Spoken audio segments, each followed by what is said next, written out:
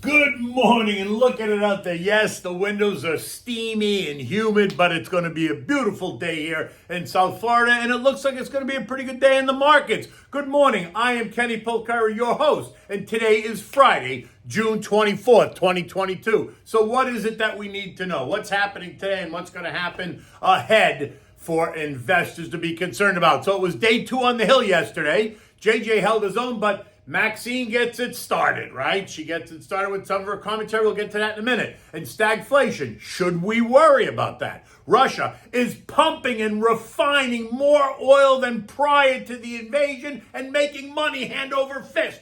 Treasury yields decline as U.S. Treasuries find plenty of foreign buyers and signals the possible recession. Watch the housing data today. We're going to get new home sales at about 10 o'clock. Keep your eyes on that. And what are we having for dinner tonight? We're going to have the mussels in a white wine broth.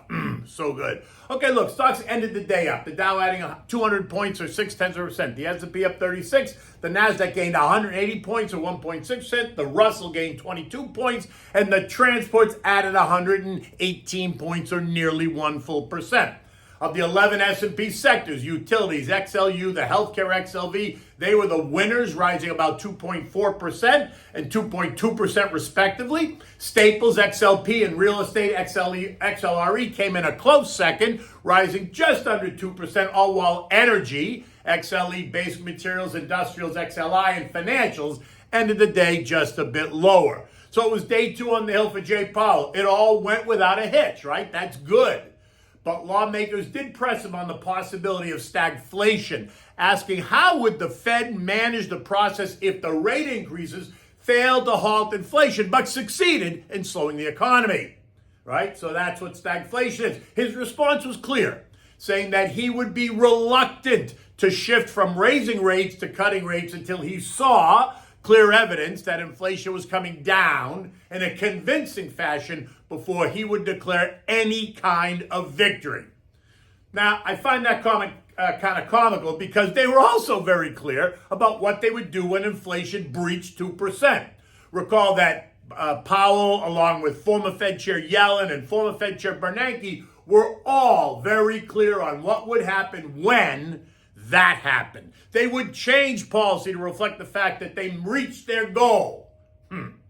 How'd that work out? Because let's be honest, he and they all missed it, right? They chose to ignore the data points that suggested inflation was heating up, ready to raise and rear its ugly head. Instead, they chose to continue to stimulate, helping to whip inflation into a frenzy. I hold them responsible for at least 70% of the current problem. The other 30%, okay, yeah, continued supply shortages out of China. Maybe that's 8%. Outsized demand for energy coupled with the deliberate attempt to shut down big oil in this country, I'm giving that 20%. And maybe Putin put the cherry on the top when he launched the war in Ukraine, contributing the final 2% to the equation.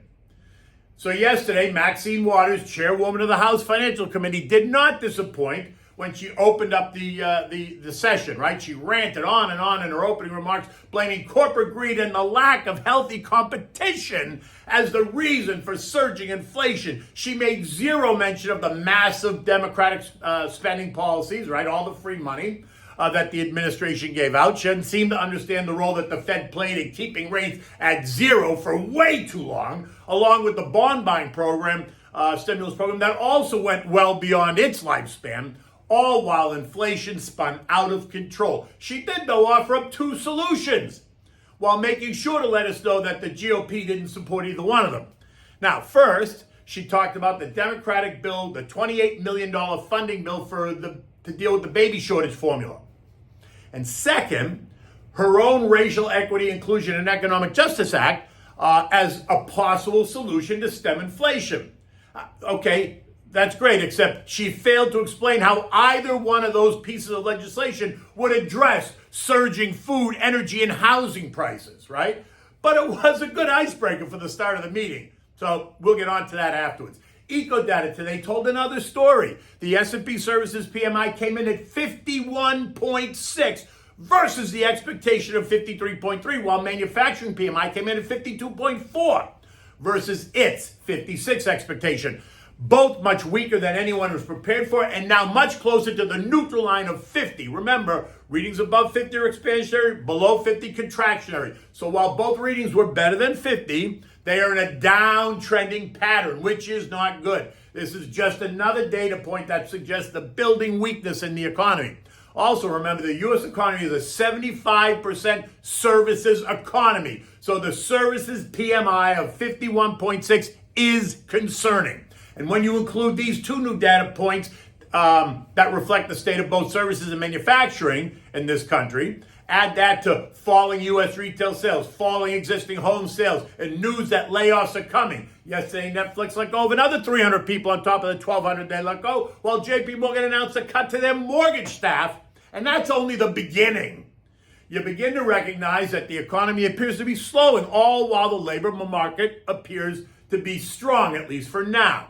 Chris Williamson, the chief business economist at S&P Global, said the results point to the U.S. economy that will grow at an annualized rate of less than 1% this June and contract in the third quarter. Recall, GDP was negative in the first quarter, 1.3%, and is currently expected to be 0% in the second quarter, if not slip into negative territory. So from a global perspective, look at the European economy as well, and that's also slowing. Their latest survey shows that second quarter GDP is expected to be only 0.2%, but that's down from 0.6%. So it's accelerating the downtrend. 10-year treasuries continue to rise in price, sending yields tumbling, ending the day at 3.08%, down from Wednesday's close of 3.15%. And this suggests two things. One, that traders and investors do not believe that the Fed's going to carry through with their threat to take rates substantially higher by year end because the recession is coming. And two, the fact that there are massive foreign buyers who are happy to buy our treasuries that offer yields well above what they can get in Europe. And remember, rising treasury prices cause treasury yields to fall, right? It's an inverse relationship. So I say, let the games begin, because the market is currently assuming a 3.5% yield in Fed funds by year end. Oil pushed lower as well, falling $2.15 a barrel at 2% to end the day at $104. It's the ongoing concern that aggressive Fed hikes will kill demand for energy, which is laughable because the world runs on energy. Unless the Fed action is going to force renewed lockdowns reminiscent of COVID-19, rising interest rates are not going to destroy energy demand. Rising rates will change consumer behavior in other areas for sure, but you still need to heat your home, you need to cool your home, you need to drive to work, you need to transport goods around the country and the world, and apparently we all need to still go on vacation. Today, we're burning through 20 million barrels a day, while the global usage is better than 100 million barrels a day. During the COVID crisis, when the world was shut down, when you couldn't go outside, when you couldn't travel, when you couldn't do anything, global demand declined by a third, right? So that's 7 million barrels in the U.S. and 30 million barrels globally.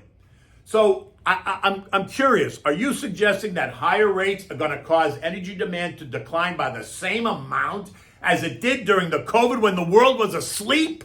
Come on, don't be ridiculous. That can't even be anywhere near true.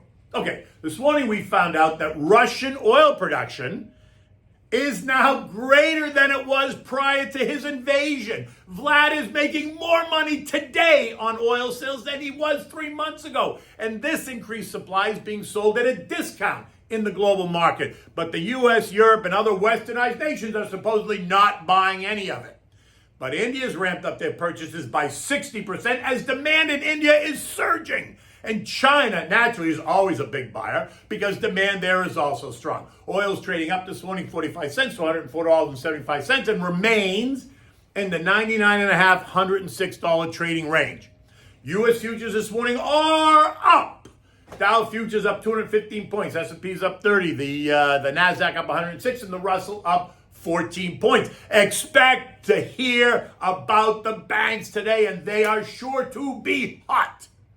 After the bell last night, we learned that all the big banks passed the latest Fed stress test, that 33 of the country's biggest banks have enough capital to withstand a severe economic downturn. Oh, let's just hope that that is true. And this now allows the big banks to pay out about $80 billion to investors in the forms of dividends. So expect to hear more about rising divvies, even special divvies, starting next week as they prepare to reward investors. I cannot wait to hear what Lizzie Warren, Bernie Sanders, and Maxie Waters has to say about that. Eco data points today include University of Michigan sentiment survey. Expectations are to be 50.2, in line with the latest report, but down sharply from earlier this year. We're also getting new home sales at 10 o'clock, and they're expected to be down by 0.2%. You need to watch this data point. With the spike in mortgage rates, it would not be surprising to see housing even weaker. That'll be key. European markets are all up this morning, with the markets all up better than about 1%. Concerns about inflation from earlier in the week are not a concern at all today. The sense is that investors remain hopeful that inflation can be brought under control, which is in complete contrast to what they thought on Monday, right, when it was spinning out of control. So Monday it's out of control. Today it's in control. UK retail sales fell by 0.5% in May, beating the expectation of a fall of 7%. So that was good. But at the same time, they revised April sales lower, taking it from plus 1.4% to plus 0.4%. So that's not so good. The S&P closed at 37.95 after testing yesterday as high as 38.02. Remember, I identified 3800 as a level of near-term resistance. And if futures remain strong this morning, then expect us to pierce 3800 decisively, making it once again a short-term level of support. You see, because once resistance becomes pierced, once the market goes up through, then resistance now becomes support as the market begins to repair the damage. So, is the bottom in? Maybe, but that doesn't mean we won't test it again. I think it's around 3,600, S&P 3,600. Now listen, as a long-term investor, you got to stick to your plan. Don't try to pick a bottom. If you have money to put to work, take a percentage of that. Add to or buy names that you have on your shopping list that are on sale. Leave some money in the cash account to put to work in the months ahead. It's not rocket science, folks. You just got to stick to your plan. Okay, so what are we having for dinner tonight? So this is simple to make, and it's summertime, and they're so good. It's steamed mussels and a white wine broth with plenty of a French baguette to soak up the juice. So for this, you need 2 pounds of clean mussels. You need butter, 2 shallots that you're going to slice thin, garlic cloves. You need a cup of heated chicken stock. You need a half a cup of white wine. You know me, Pinot Grigio Santa Margherita is my go-to. Just a splash of heavy cream. You want chopped parsley, salt and pepper, and a fresh loaf of a beautiful, beautiful French baguette. Now, begin by melting like a quarter stick, half a stick of butter in a large pot over medium heat. When the butter begins to bubble, add the shallots and the garlic, right? Saute that for about 5 to 8 minutes, right? You just want to saute it around, let them soften up a little bit. Now, add the mussels, the chicken stock, and the wine, right? Let it come up. Toss the mussels in the mixture there, in the liquid, so that they're all bathing in the mix, right? Cover, let it come up to a little bit of a steam. Cover, let it cook for 10 minutes. Open the cover, discard any mussels that have not opened their mouth.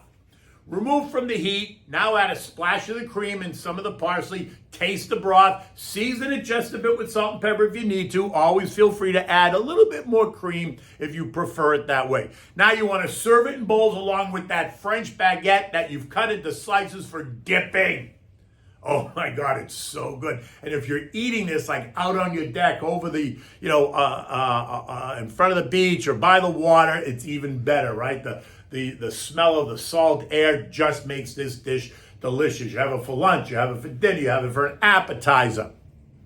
Now, I'm guessing that this dish should cost you about $25 just for the mussels. And by the time you toss everything else in, maybe it's $35. And 2 pounds of mussels, you'll probably feed 4 or 5 people, depending on how much they like mussels. You could listen, you might only feed 2 people, but you should be able to feed 4 or 5 people to get a taste of the mussels, and then you're on to the rest of your dinner. Look, it's Friday morning, the sun is out, it's going to be a gorgeous weekend here in South Florida. Until Monday, have a great weekend and take good care.